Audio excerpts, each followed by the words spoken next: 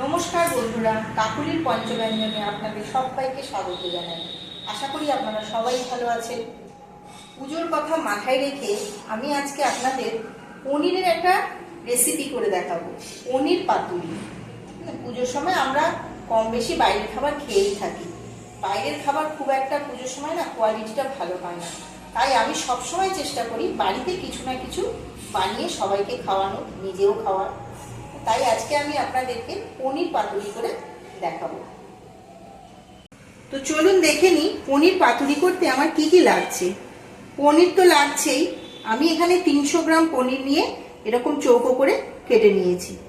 আচ্ছা, লাগছে সর্ষে, কালো সর্ষে, সাদা সর্ষে আর পোস্ত আমি এক জায়গায় করে বেটে নিয়েছি। 300 গ্রাম পনির আছে আমার। আমি এখানে 3 চামচ কালো সর্ষে, 2 চামচ সাদা সর্ষে আর 4 চামচের মতো পোস্ত নিয়েছি।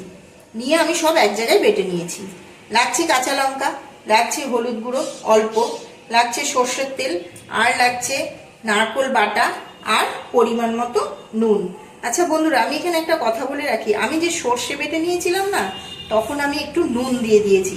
সর্ষে বাটার সময় একটু নুন দিলে তেতো ভাবটা লাগে না। আর লাগছে কলা পাতা। আমি এখানে চৌকো করে কলা পাতা কেটে নিয়েছি।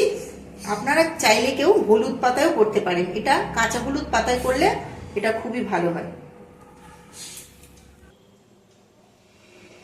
গ্যাসটা অন করে আমি কলা পাতাটা সেঁকে নেব।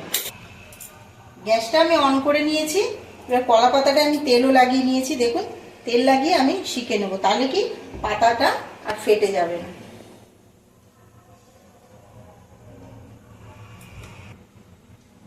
দেখুন, পাতাটা আমার পুরো সেঁকা হয়ে গেছে। এইভাবে আমি সবকটা পাতা সেঁকে নেব।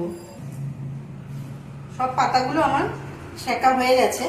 এবার আমি আপনাদেরকে দেখাচ্ছি যে কিভাবে কলা পাতায় পনিরগুলো আমি মুড়বো। তার আগে বন্ধুরা আপনাদের আমি দেখিয়ে দিচ্ছি, এই যে পনিরটা আমি ছুরি দিয়ে একটু মাঝখানটা কেটে দেবো। দেখুন, এই যে এইভাবে।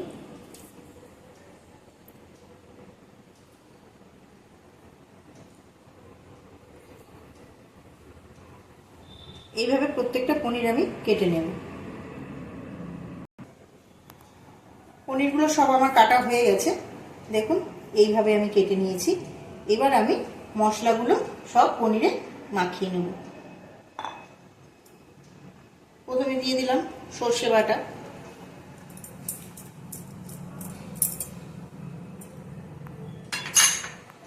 তারপরে দেবো নারকেল বাটা,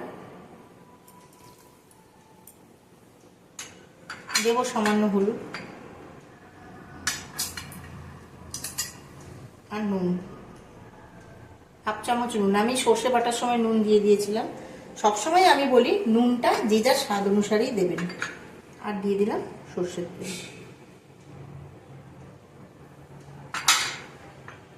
এবার আমি মশলাগুলো মাখিয়ে নেব।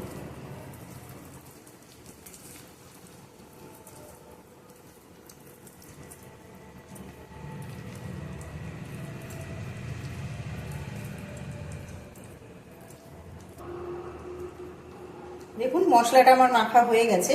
এবার আমি পনিরগুলো এতে মাখিয়ে নেব।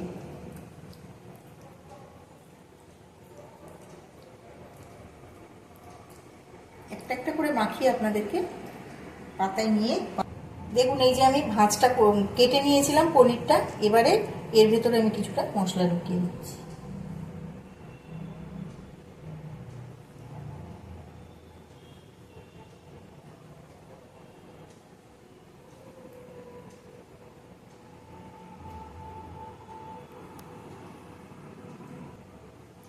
পাতায় আমার দেওয়া হয়ে গেছে। এবার এর উপরে আমি একটা কাঁচা লঙ্কা দেব।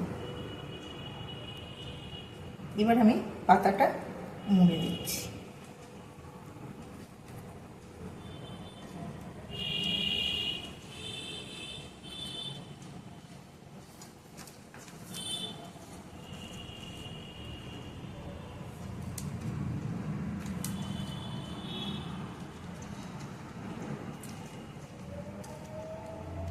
মুড়ে আমি সুতো দিয়ে বেঁধে নেব। দেখুন, আমার একটা বাঁধা হয়ে গেছে। এইভাবে আমি সবকটা পনির কলা পাতায় দিয়ে সুতো দিয়ে বেঁধে নেব। দেখুন আমার সবকটা পনির কলা পাতায় ভালো করে বাঁধা হয়ে গেছে। সুতোগুলো একটু টাইট করে বাঁধবেন, তা না হলে না ভেতর থেকে মশলাগুলো বেরিয়ে যাবে যদি সুতোটা টাইট করে বাঁধা না হয়। তো চলুন এবারে দেখে নিই কীভাবে এই পাতুরিগুলো আমি সেঁকে নেব।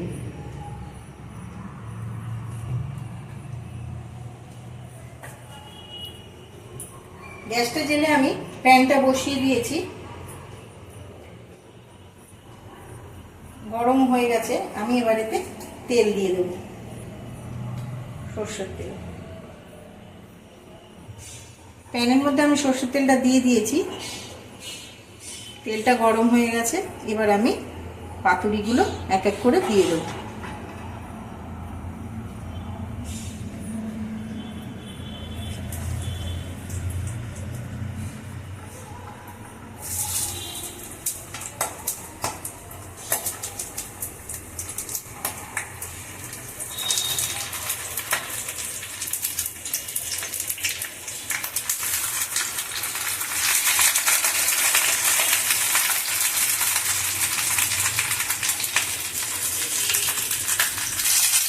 প্যানের মধ্যে সবকটা পাতুরি আমার দেওয়া হয়ে গেছে।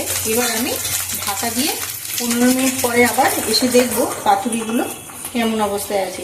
আচ্ছা বন্ধুরা, এই সময় গ্যাসের আগুনটা একটু কমিয়ে দেবেন। 15 মিনিট হয়ে গেছে। এবার ঢাকনাটা খুলে আপনাদেরকে দেখাচ্ছি। দেখুন ওই দিকটা হয়ে গেছে। এবার আমি উল্টে দেব।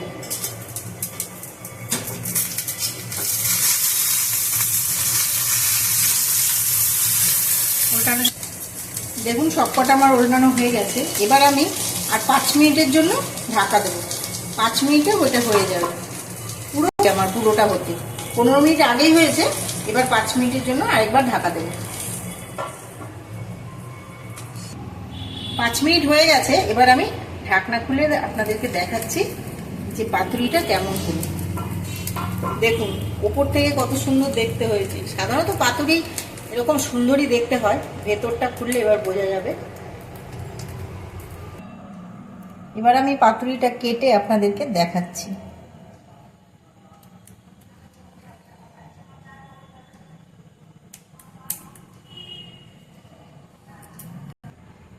দেখুন কত সুন্দর দেখতে হয়েছে বন্ধুরা। এবার আমি আপনাদের কেটে দেখাচ্ছি। আপনারা এইভাবে বাড়িতে বানিয়ে দেখবেন, খেয়ে আমাকে কমেন্ট করে জানাবেন কেমন লাগলো। হ্যাঁ, আর আমার চ্যানেলটা সাবস্ক্রাইব করে দেবেন, লাইক কমেন্ট শেয়ার করে দেবেন। নমস্কার, ধন্যবাদ।